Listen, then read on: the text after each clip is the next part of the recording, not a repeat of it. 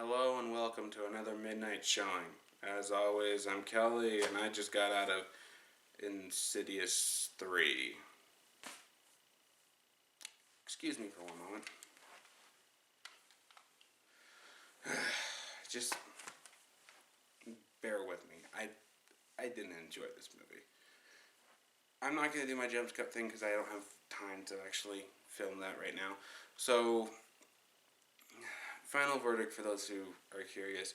Unless you're an actual fan of the series, it's not worth seeing in theaters. Maybe when it comes to Redbox or Netflix, but yeah, it's not worth it to me unless you're an actual fan of these films. And even then, you may not want to go see this one. For those who want to stay for spoilers, Insidious 3 is a prequel, meaning that it is not Insidious 3. It's Insidious the early years. Has absolutely nothing to do with the other two except for a couple of cameos from other characters, including the psychic lady, who was probably the best part of this entire movie. Honestly, her performance, she knocked it out of the park. My problems with this movie really rests in the fact that James Wan didn't do this one. James Wan is the guy who did the first two Insidious movies and even the first Saw movie. He knows how to do horror. His writer from all those movies is the one who wrote and directed this movie. And I'm not going to say he did a bad job, but if you were to compare this film to the first Insidious, or even the second one, which I did not like, he didn't do a very good he did a compatible job, but it just, compared to the other two,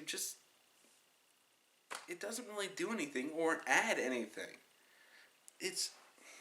So what's the story inside of this one? The story inside of this one is this girl who is, looking to see her mother again. She ends up tracking down the psychic lady from the other two films, and because this is a prequel, she's still alive and not in spirit form. She goes to her place, and she is completely broken down, hunkered, because she doesn't want to use her psychic ability anymore, because there's something that followed her back from the darkness, blah. We already know what it is. It's the woman in black who is the big fat bad guy inside the first two films. Can we please not revel in that and just get on with the actual haunting here? And that's my big problem, is that they always spend way too much time on that compared to what's actually happening.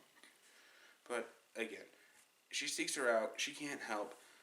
Shortly after, she ends up getting haunted by the man in the vents, is what they kept calling him, or the man who can't breathe.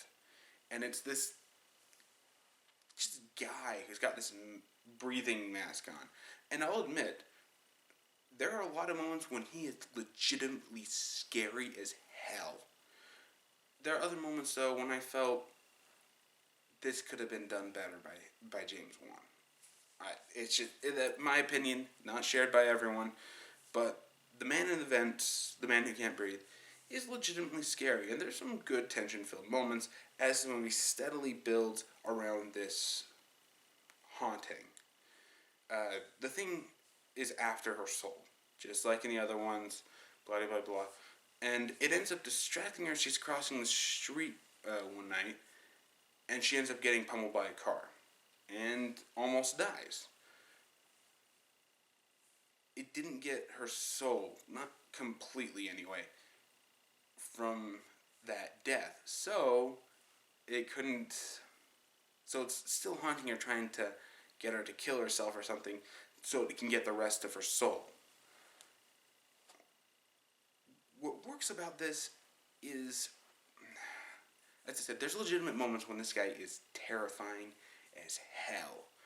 And yeah, there's jump scares all over, but at least just like with the other Insidious movies, they weren't jump scaring, just the friend patting him on the back in an unrealistic manner, like freaking Polergeist, or, some idiot inside of a pig mask like Lazarus Effect. No, this is legitimate jump scares. All of the jump scares are caused by this entity, this thing. My problem with the jump scares in this one, because they were done well there, the problem with the jump scares was that it was always orchestra synced. And it's always orchestra stinged with the same exact sound. If you're going to orchestra string it, sting it with different noises. Every time. Give us variety. No, it's the exact same that you hear every single time one of these jump scares happens.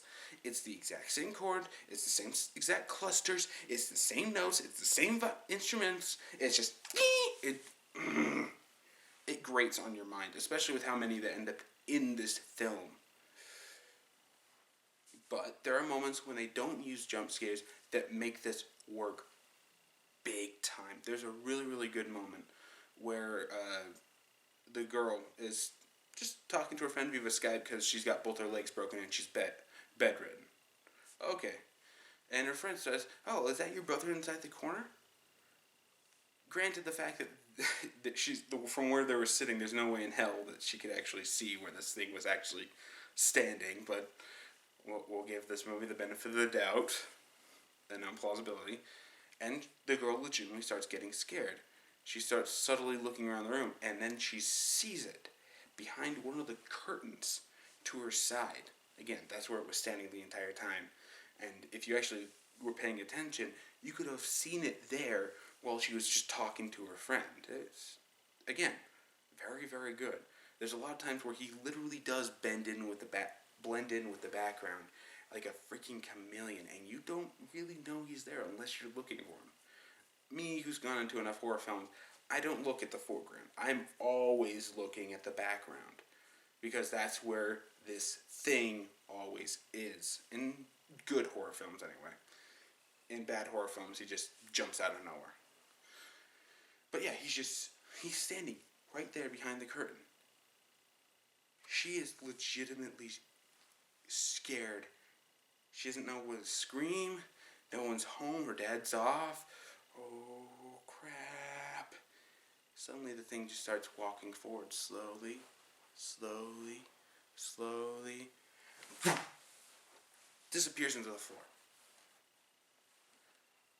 The girl, scared out of her mind, she ends up turning herself over and putting her casted legs to the side and starts looking over the edge of her bed, trying to figure out what happened to it. Then suddenly arms go out, grab her and throw her across the room, hurting her neck, and just then all you get is this one POV shot of her staring towards the window from where she landed, right under her bed. You see it getting off of her bed. Tar-covered feet just stamp on the ground. You see him walk over to the curtains. Shut. You see it just walk around, and you just it switches back to like a shot of her terrified face of her not being able to move, and you just see it walk behind her, the door. Eek. All that's left in the room, from lighting wise, is this laptop that she had, and she's like staring right at it. She's like, "Do I try to get it? Do I try to get it? Do I try to get it? Should I try to call her friend or something?" And then it switches from the view of the laptop just to the view of the girl as you see the light just completely go off as he shuts the laptop. Pure darkness. And then you get the real first look at this thing that we get in the movie. Every other time you see it, it's really heavily covered in shadow. You can't really make it out, but when you actually get to see the makeup effects they had for him, they combined makeup with CGI, and a lot of the times this does work. Practical with CGI, it does work. There are times in this movie where it doesn't, but this is one of the ones where it just scares the living shit out of you. Suddenly he just pops out on top of her, and it looks like he's gonna rape her. It really does. It looked like he was gonna rape her, and I was gripping the edge of my seat. I was like, oh my god. She starts screaming, and her dad ends up showing up to open the door to find nothing in the room. Okay. It's just screwing with her? That was one of the things that didn't work with this movie is that you never really got a good explanation of what this thing is or what it wants until literally the last 15 minutes of the movie. And that's only when the psychic lady finally decides to help and risk using her ability and revealing herself to the woman in black to help this woman, help this girl. And that was the big problem with this movie, is that it was very inconsistent. For every moment like that, there is a very, very cheap, stupid, thrown out there for laughs moment with maybe the two guys that ended up working with the psychic chick inside of the first two Insidious movies. They show up as they're just internet bloggers, commentary on people like me, I guess, doing fake ghost hunts and whatnot. And they ended up joining forces with her after this case because and that's really it.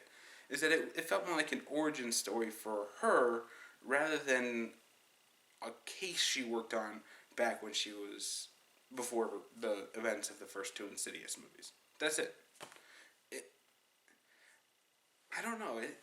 Shouldn't this be more about that? Shouldn't it be about this guy with the face mask? Because literally right after that scene, it cuts to her, the psychic lady, about to go to bed with her husband's vest because he ended up dying, and find out later he committed suicide. Probably had something with to do with the ghost that she attracts. Are you sure it was actual suicide and not just a further murder? But yeah, she's sitting there going that mourning her death and whatnot, and she's like, fine, I'll help her. And we do all these other little things inside of her house that don't really affect the haunting that this girl is having. Shouldn't we be focusing on Quinn? Finally remember her name. The daughter Quinn's haunting and how to get rid of this thing. Shouldn't the psychic lady be helping the entire time? And I think the biggest out of place, just random cut to the other movies, is when the guy with the dice from the second movie just shows up at a diner because of this chick who was trying to help, and the woman in black almost killed her for it. And they just end up talking about how you're alive, you're stronger. Wasn't that the line from the first movie that the psychic lady was giving to what's his name when he went to go find his son inside of the further? Again. And they're like looking through all of the old photos from the other movies. Stop masturbating the other movies and focus on the one you've got here. This is the problem with prequels. It's rampant through all of them. I think the worst one is The Hobbit. Is that, yes, we get it. You are in the same universe as these other movies. With The Hobbit, the introduction of Legolas, the stop, turn to the camera and talk about Aragorn and all that stuff, and talking about how just all of the stuff that doesn't pertain to the movies we're watching, but a much better set of movies elsewhere. And Insidious 3 does that. It sits there and talks and starts acknowledging all of these other things and doing this background story for this psychic lady rather than focusing on this haunting. When it focuses on the haunting, it's actually pretty good. It's got some decent suspense, and the jump scares do kind of work, but not always. The lighting inside of the hallways, inside of this apartment building that they're all taking out, really does work. There's a really good shot really good one where the thing ends up taking Quinn up to its old room, which is literally the exact same room, just one floor up. And she was asleep the entire time. She wakes up, she's all of a sudden inside of her wheelchair, and she's inside of this upstairs room. Yeah. She freaks out and she starts rolling down and gets to the elevator. The entire hallway is just this really, really dingy green, but then the elevator doors is like this bright red. It's really good. It's got the atmosphere you need. She's like trying to hit the button, looking back, making sure it's not there. Button, look back. Hit it, looking back. Every time she was looking back, though, if you were like me, you noticed it. Most people in my theater didn't notice it until the third time when they actually drew attention to it. But the thing is standing right behind her the entire time. It is. That's how it blends into the background. It's just standing there. She's like trying to hit this button. And then finally the third time you just like see this hand come out just around her arm and grab her wheelchair. And it wheels her back to the room. Very slowly, very menacingly. And it was beautiful. The only time I felt that the atmosphere just didn't really work was when they go to the further. And yes, they have to stop, turn to the camera, and wink. And I think I call it the further. But they finally go there. And what made the further work inside of the first Insidious and even in the second one is that it felt like they were always there. They didn't CG a lot of stuff until they got into the buildings inside of the further. I guess you could say that they did that too, but with this one, they were always inside of a building. The further always looked like, to me at least, that they were literally just inside of a blank black set with a lot of smoke machines everywhere, and the only light source in this entire set is the lantern that he's holding, this bright blue light lantern. That's where all the light comes from, and the way that it was reflecting off the smoke machines and how you couldn't actually make out the back. It didn't look like there was much post-production there until they got into, say, the further version of the house where he has to find the kid.